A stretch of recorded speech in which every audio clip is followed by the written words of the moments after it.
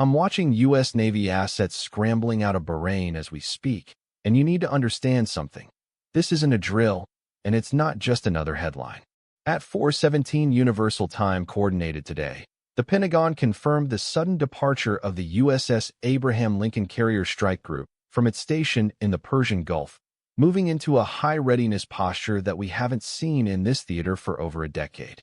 This is the first time since the 2011 Strait of Hormuz crisis that tactical assets have been repositioned with this level of urgency, and the implications for global stability are immediate. We are looking at a total miscalculation in the region. Precision and skill like nothing the world has really witnessed, although you get a pretty good witnessing of it in Venezuela also. Within the next 48 hours. While the cable news networks are busy debating campaign rhetoric, I will show you the leaked diplomatic cable. And we all know him very well, and he was a very popular senator, a very effective senator. Effective probably being the more important word, JD, don't you think? Yes, sir. And is a protocol triggered by CENTCOM just 3 hours ago, and who the third-party mediator waiting in a secure villa in Muscat, Oman, really represents. The disconnect between what is being said in the press and what is happening on the water is wider than it has ever been. This isn't just about a deal. It's about the survival of a regime and the prevention of a conflict that neither side can afford to lose. The movement of these ships tells a story that the official press releases are trying to hide. Why is the U.S. Navy moving away from the coast if a deal is supposedly close? Is it a defensive posture, or are they clearing the splash zone for something else entirely? To find the answer, we have to look past the military hardware and into the desperation of a government that is running out of time and currency. To understand the current tension, we have to look at the siren analysis of President Trump's recent statement regarding Iran's desperation. Trump recently claimed that Iran wants a deal so badly that... And that was a smaller version of what we're doing now. We're crushing their missiles and drone stockpiles, destroying their defense industrial base. We've wiped out their Navy completely, their Air Force completely. We've wiped out a large percentage of their missiles. And the missile launchers, without the launchers, the missiles don't do any good. Suicide for the ruling clerical class. Imagine for a moment a boardroom in the heart of Tehran. The air conditioning is failing because they can't import the specific German-made sensors required to fix the system. The elevators in government buildings are frequently stuck because of rolling blackouts. Yet, in that same room, officials sit in front of cameras and tell their people that they don't need the West and that their resistance economy is thriving. It is a psychological drama played out on a national stage. Keep a close eye on this, because the timeline is accelerating while the public narrative is standing still. The denials are coming faster now, almost reflexively, which in the world of high-stakes diplomacy often signals that the underlying pressure has become unbearable. But the denial isn't the story. The story is the $78 billion hole in their central bank that no one is allowed to mention in public. This fiscal vacuum is what drives the secret messages being sent through the Swiss embassy.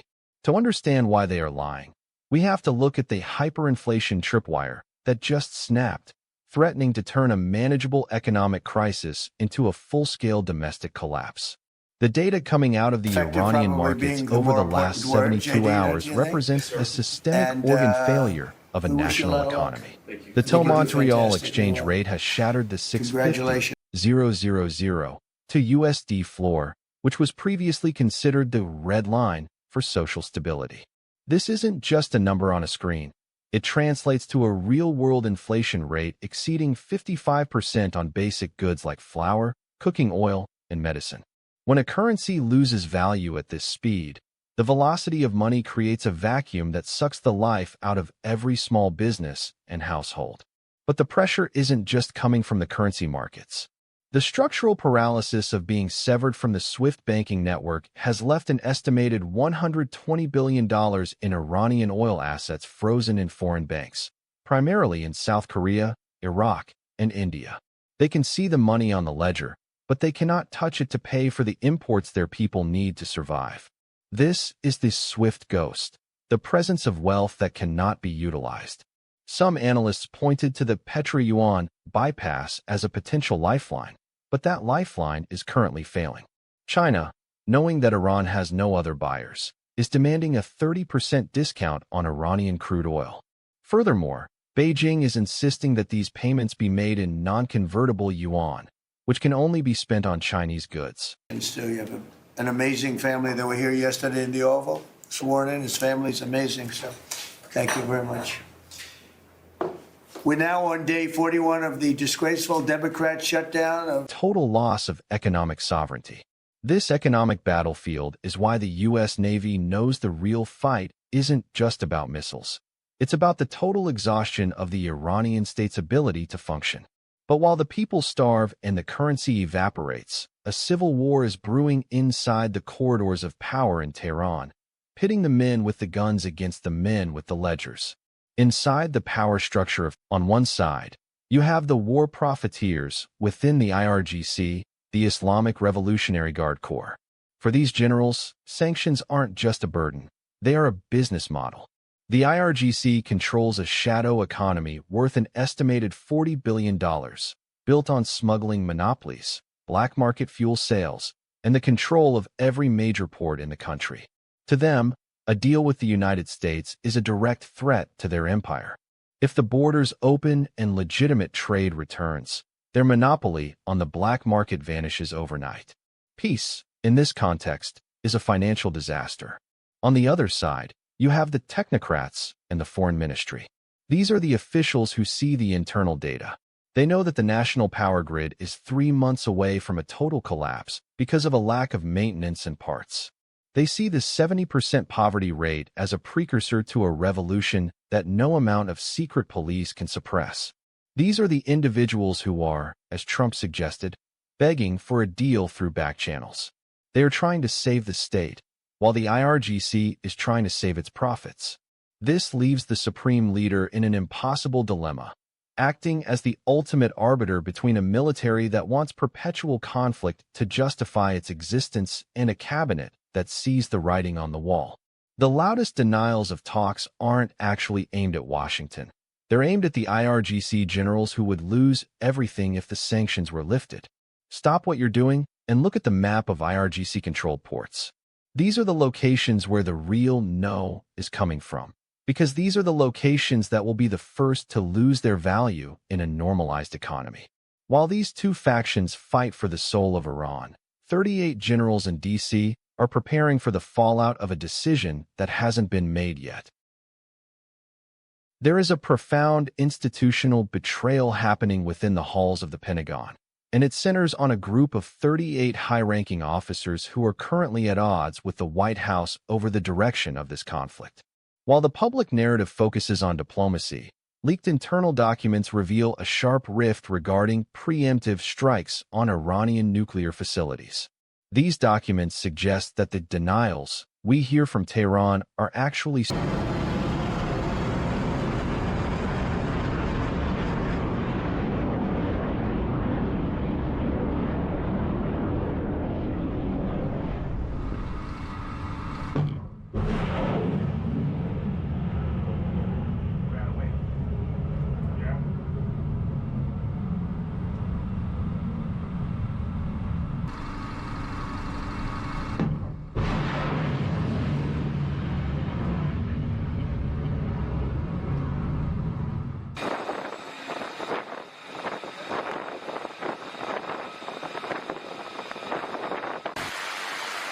as Iran moves its remaining assets underground. However, the diplomatic side argues that the scripted denials are a necessary part of the dance. If the Iranian leadership admits they are talking, they are toppled by their own hardliners. If the U.S. admits it is talking, the leverage of the Hell Unleash threat is diminished. Now, we have to talk about your money. Because this strike, or lack of one, just hit the global supply chain tripwire.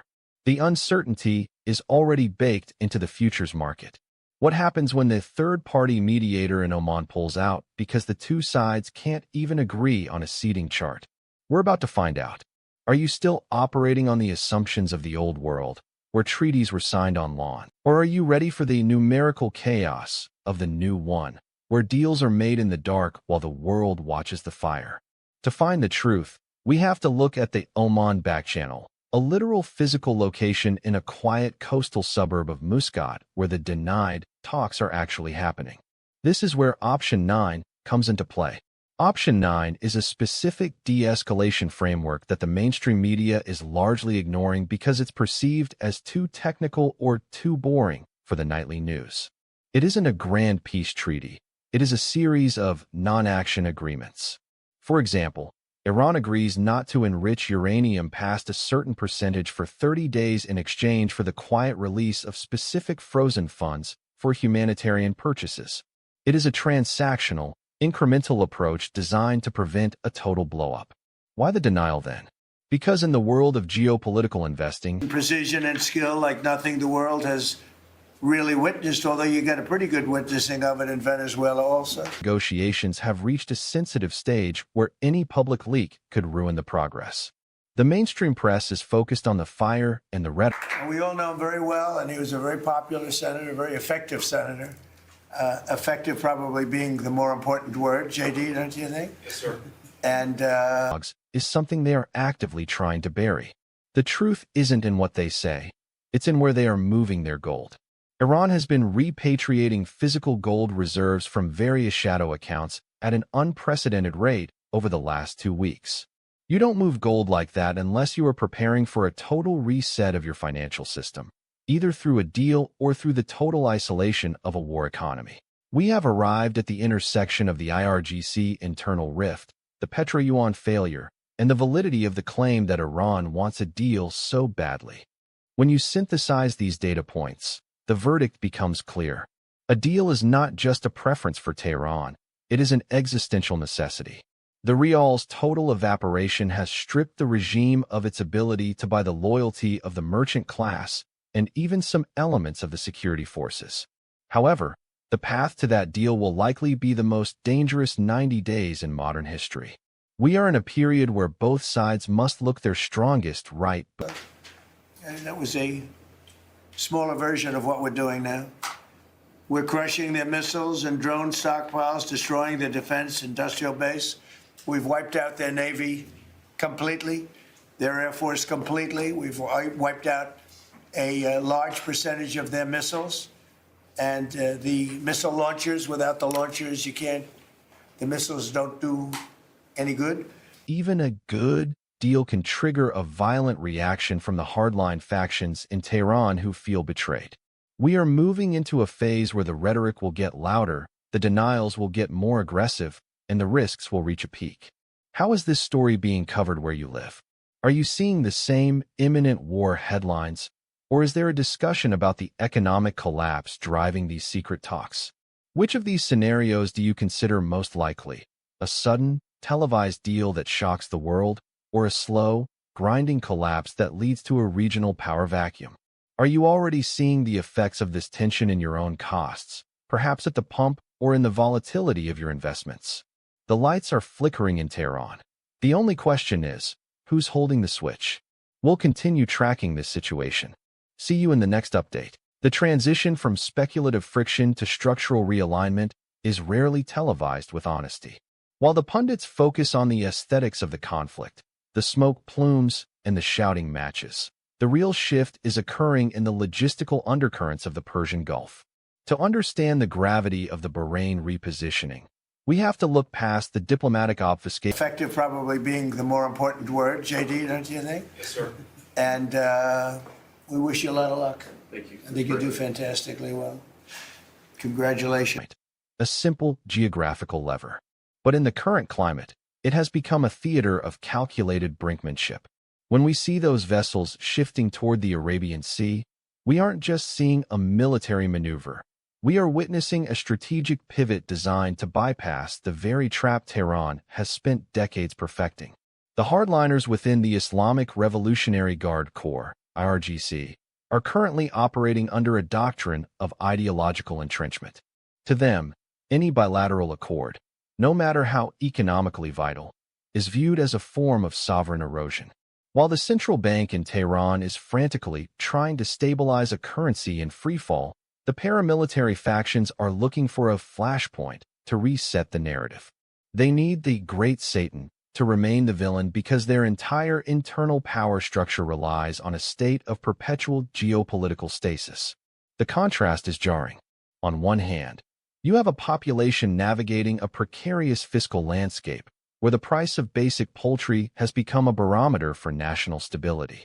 On the other, you have the high-tech, cold steel of international naval power lurking just beyond the horizon. This isn't just tension. You have an amazing family that were here yesterday in the Oval, sworn in. His family's amazing, so thank you very much. We're now on day 41 of the disgraceful Democrat shutdown of Rapprochement often looks like a series of quiet silences. It looks like a sudden drop in regional sabotage or a subtle increase in gray market oil exports that the West conveniently forgets to track. However, the risk of a catastrophic miscalculation has never been higher. When a regime is backed into a corner by hyperinflationary pressures and internal dissent, their rational actor status becomes questionable. We are seeing reports of clandestine maneuvers within the Iranian nuclear facilities, not necessarily for enrichment, but as a form of geopolitical leverage. It's the ultimate insurance policy against a regime collapse. Take a second to breathe and look at the broader pattern. History tells us that when the rhetoric reaches this pitch of performative hostility, the private channels are actually at their most active. This is the paradox of modern statecraft. The louder the public denunciations, the more frantic the private concessions usually are. But there is a third actor in this play, the non-state proxies. These groups thrive in the chaos. If a comprehensive settlement is reached between Washington and Tehran, these proxies, from the Levant to the Gulf of Aden, suddenly find themselves without a benefactor. They are the wild cards that could ignite a regional conflagration even if the main powers want peace. Pattern interrupt, close up on the host, voice dropping to a serious, hushed tone. Think about the butterfly effect in a globalized economy. A single drone strike on a processing plant in Abqaiq doesn't just affect regional power. It ripples through the algorithmic trading floors in London and New York. It hits your retirement account. It changes the interest rate on your next loan. We are all tethered to this geopolitical volatility, whether we choose to acknowledge it or not. We are currently awaiting the next quarterly assessment from the IAEA, but don't just read between the lines of the technical discrepancies. When the inspectors report unexplained particulates, they aren't just talking about chemistry. They are flagging a negotiation tactic. The mainstream script will tell you we are on the brink of World War III. They want the clicks that come with existential dread. But the data suggests something far more complex, a forced realignment. Iran is being pushed into the arms of a Sino-Russian axis, creating a new tripartite alliance that challenges the post-World War II maritime order. Scenario A, a silent accord, where sanctions are eased in exchange for a freeze on enrichment, leading to a temporary economic reprieve ***. Scenario B, a total institutional fracture *** within Tehran, leading to a civil-military struggle for control of the nuclear.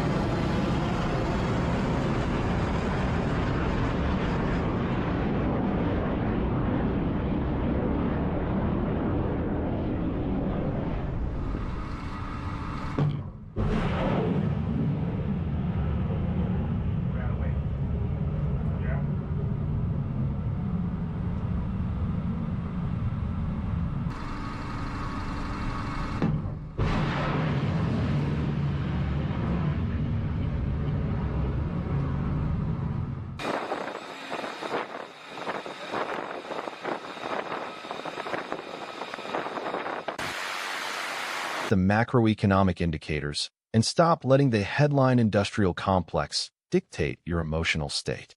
The truth is found in the logistical data, not the televised tantrums.